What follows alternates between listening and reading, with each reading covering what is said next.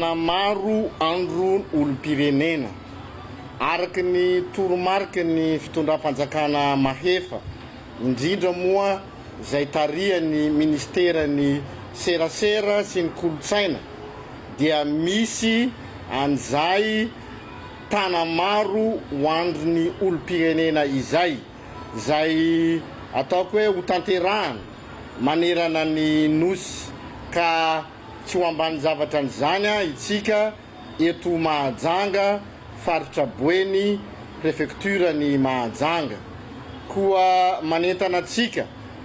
vahoaka tompon'andraikitra ny sampandraram-panjakana miankina na tsy miankina ny fikambanana atambatra amin'ny hoe ny hery velona rehetra ato anatin'ny tanànan'ny Mahajanga faritra Boeny prefecture ny Mahajanga mba anatanteraka an'izany tanamaro andron'olom-pirenena izay toromarika manokana namena ho tanterahana eto amin'ny tany sy ny fanjakana. Ny antony maromaro no nanaovana azy io moa dia misy ataoko hoe misy tanjona lehibe anaky efatra. Dia ny voalohany amin'izany dia ho fanehoana ny fitsavan-tanindrazana. Ny faharoa dia ny fifampitaizana amin'ny samy olom-pirenena ka ho lasa lova ho an'ny taranaka faramandimby. Ny tanjona fahatelo dia ny fampitana ny kolotsaina maha tompon'andraikitra ary ny fahaefatra farany moa ny tanjona lehibe apetraka amin'izany dia ny fanajana ny fananana iombonana. Ka no ireo antony lehibe ireo no anaovantsika ary anitanana atsika mba hanatanteraka an'ilay tanamaro andron'olom-pirenena. Raha ho atsika eto Mahajanga manokana dia amin'ny sabotsy zao ary ho an'ny era Madagasikara mitsy moa dia natao zany ny fandaminana mba isaky ny asabotsy farany volana mba manao an'io hetsika io tanamaro ho andron'olom-pirenena io n'olom-pirenena Sakanavaka isaky ny asabotsy farany volana. Ka ho fanombotsika azy dia ary amin'ny village touristique zay fantatsika fa toerana manatantara ary toerana ataoko hoe fananan'ny mbahoaka nanaovantsika an'izay hetsika izay manomboka amin'ny 7 ora sasany maraina. Koa entanina isika rehetra Sakanavaka ho iateo ny mpiasam-panjakana, ny tompon'andraikitra tsy miankina, ny fikambanana, ny olom-pirenena Sakanavaka aritsika no manomboka azy ho atsika eto amin'ny tanànan'ny Mahajanga faritra Boeny prefecture ny Mahajanga. Koa entanina itsika araky ny azo atao misy fitaovana, misy raha afaka mitondra zavatra andokona, misy karakarana mba hanehoantsika hetsika fanentanana. Fa rehefa manomboka izy amin'io asabotsy fahatelopolon'ny volana Martsa io dia isaky ny asabotsy amin'izay samy manao ny anazy na any amin'ny fokotany na any amin'ny sehatry ny asa-panjakana na amin'ny asa tsy miankina rehetra any mba manao an'izay mba ho tratra ireo tanjona efatra napetraky ny fitondranam-panjakana mahefa ireo. Koa alahoery ry vahoakan'ny Mahajanga fa ny adidy tsy an'olon-dratsy fa dia samy tahinjanahary. Niatrika fanazara-tena nandritry ny herinandro tetsy amin'ny complexe sportif ny Mahajanga ny ekipa pirenena eo amin'ny taranja basketball ASCB Boeny hoentina hanatsarana ny ahavo teknika sy ny fahaiza-manaon'ireo mpilalao ka ilay teratany vahiny avy any La Réunion coach Thierry Marcely izay manana traikefa manokana eo amin'ny tontolon'ny basketball no nizara ny fahaiza-manaony teto amintsika ho an'ny mpanazatra tratra ny tanjony. Tena misy vokatra lehibe hitanay noentina satria raha ny rahantsika nahita iny Afro League izay natao tany Antananarivo iny dia efa hafa mihitsy ny tontolon'ny baskety eo ambony kianja satria mila mianatra zavatra maro afaka mahavita an'ireny ka anisan'ny zavatra noentiny fanatanterahana ny resaka tontolo basket zay fa dia faly izahay zany amin'izay fandalovan'ny coach Terry eto Mahajanga zay. Ny avy teknika moa zany raha ny teknika nanana taloha hita hoe tena mbola tsy ampy na niezaka nanao zany ireo coach zay nifandidy tato amin'ny ACB fa hita hoe tena misy zavatra ngeza be tsy ampy indrindrandrindra ilay fondamental amin'ny basket nomenandreo ankizy tany amin'ny fahazazana satria ty amin'ny senior zany izy efa nieritreritra hoe efa be dia be ny zavatra fatan'ireo ankizy ireo nefa ny eo amin'ny fiofanana zany izy mahita fa tsy mbola ampy zany zay zavatra zay. Mpilalao efatra amin'ireo ekipa senior ny ASB Boeny no fantatra fa andrafitra ny ekipa pirenena malagasy eo amin'ny taranja basketball izay hiatrika ny lalaon'ny nosy atao any La Réunion amin'ny volana Jolay ho avy izao. Nahazo ny fiofanana avokoa teto na ireo mpilalao zokiny na ireo mpilalao latsaky ny 20 taona.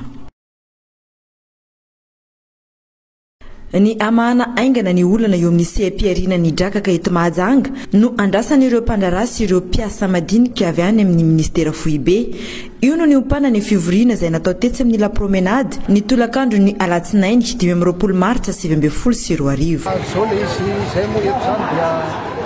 solotena kolekitera iarahan'itsika malala angamba fa miteny reo namana teo reo amin'izay problème zay notina vokany zao ministera zay hoe tapitra ny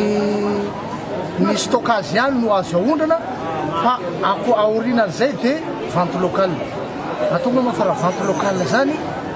dia tena vaomay ory kokoa ny vahoaka zay miaina amin'ity resaka drakaka ty satria ny vente locale reto sobika roa ary amidy eo an-tsena tsy lafo ko maika ve ny rehetrarehetra ao amin'ny société no amidy eto Madagasikara tsy ho lanitsika ingeona tsy ho lanitsika ary raha malala ny fahambaniny volantsika eto Madagasikara dia atraizany fampiainan'ny kolekitera raha toka eto ihany io ny amidy.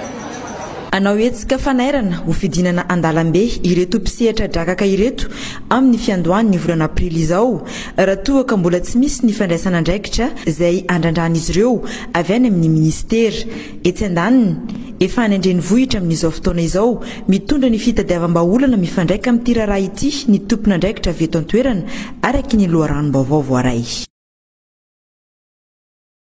Raika amroapolo ireo toerana afandy ireo candidat solombavam-bahoaka manao ny fampielezan-kevitra atao anatin'ny fokotany 4 eto Mahajanga. Tsy maintsy manao taratasy fangatana mialoha ny solotena ireo candidat vao afaka mampiasa ny toerana iray amin'ny fanatanterana fampielezan-kevitra io. Namina afahan'ny candidat manao fampielezan-kevitra atao anatin'ny fokotany 4 eto anatin'ny distrika Mahajanga voalohany dia tsy miova amin'ny tamin'ny toerana nafahana nanao fampielezan-kevitra tamin'ny fifidianana filoham-pirenena. Dia ampatsiahivana zany fa reto avy ireo toeran-dreto l'esplanade devant collège Saint-Gabriel, ny village touristique, l'esplanade devant jeunesse et sport, gradin Mavoky Atsimo, gymnase. Dia any fokotany fiofio eo amin'ny tombon'androna sy ny toeram-pilalaovam-baolina. Dia tsara rano ambany eo amin'ny terrain ao Morvio eo amin'ny ancienne piste tsara rivotra. Dia amin'ny terrain foot akaikin'ny CSP2 ary eo amin'ny terrain foot Belinda, eo amin'ny bibikely eo amin'ny tany malalaka, eo Antanambaosotema eo amin'ny terrain baolina pasika, eo Tsararanosikely eo amin'ny terrain filalaovam-baolina sy eo amin'ny bazary Simon B eo amin'ny Garatsarety, eo amin'ny fokotany Ambondrina eo amin'ny kianja malalaka Asima, eo amin'ny Banjasira Potomainty ary amin'ny Pompy Andovinjo. Dia ny amin'ny fokotany Marivato Abattoir eo amin'ny parcage régional akaikin'ny Gotis ary ny amin'ny fokotany Ambovoalanana eo fidirana fanasan-damba akaikin'ny fitotoam-bary Defala sy ny madrasa Fenma. Izay zany ireo toerana ahafahana manao fampielezan-kevitra. Tsara marihana fa ireo toeran'ireo dia manana ny mpitantana azy avy ka rehefa manao fampielezan-kevitra dia mila mahazo alalana amin'ilay tompon'ilay toerana na mpitantana ilay toerana izay vao magataka ny autorisation hanao fampielezan-kevitra aty amin'ny préfecture Mahajanga. Afaka iray volana no anomboa ny fampielezan-kevitra ho an'ireo candidat solombavam-bahoaka manerana ny Madagasikara. mba hisiny ny fomba fijery mitovy amin'ny fanatanterana ny velorano hoentina mpandrosoana ny faritra sy ny fanazavana manokana ny fampiarana ny dina sy ny fampanjakana ny fandripalemana atao anatin'ny faritra boeny ny fivoriana izay niarana tamin'ireo teknisiana avy ao amin'ny UEM niaraka tamin'ireo ben'ny tanàna sy ireo lehibe ny distrika atao anatin'ny faritra boeny izay nitariany lehibe ny faritra boeny tetsy amin'ny efitrano fivoriany ny bloc administratif ny maraina ny talata 20 martsa 2024 sy 2024 nanao fampandrosoana ny fatra dia tsy maintsy mainga foana dia ny fampandrosoana ny commune ary rahantsika mahafantatra koa amin'izao fitondram-panjakana izay tarihan'ny roajinandro voalohany zao dia faritana ao anatiny velorano ny hevitra rehetra sy ny fomba entina fandrosoana ny firenena ka izay indrindra natonga ny fionana zany miaraka amin'ny tanàna ary isorana betsaka moa zany avy amin'ny tondrato UEM miaraka amintsika eto ampisy an'izay fomba fijery mitovy eo amin'ny fanatanterahana ny velorano izay napetraky ny filoham-pirenena izay mba hisiny fiantraikana ny asa rehetrarehetra izay atao dia nivony vokaparitra manana anjara toerana lehibe ireo ekipan'ny UEM izay mpitondra tatitra any amin'ny fanjakana foibe amin'ireo sehatra fampandrosoana. Nanova ny politika tanteraka hanovana Madagasikara dia ateny fotony miala avy aty amin'ny faritra ny commune ny tany izany no hanambohana ny lahatr'asa sy ny programme tantarana Madagasikara ka amin'izany izay tsy fanatanteraka akory fa fitaovana ihany izay teknisiana maromaro zay nefa ary irenay dia irenay ny tanora rehetra ty amin'ny faritra ty fotony hifametanana amin'izany fa zany ny zava-dehibe indrindra hoentina fa ny fampandrosoana Madagasikara dia eo ny tanora mbola tanora be ny source de région eto antsoinay vonony izay nolotanana nolokefitra sy mitondra ilay taikefa anananay hoentina hifanampiana amin'izany fanarenana sy fampivoarana izay faritra izany. Tombony ho an'ireo mpandray anjara tamin'izao fivoriana izao ny fahafantaran'izy ireo toerana rehetra hoentina hiasana eny fotony ahafana manatanteraka ny asa hoentina mpandrosoana ny tanàna sy ny faritra.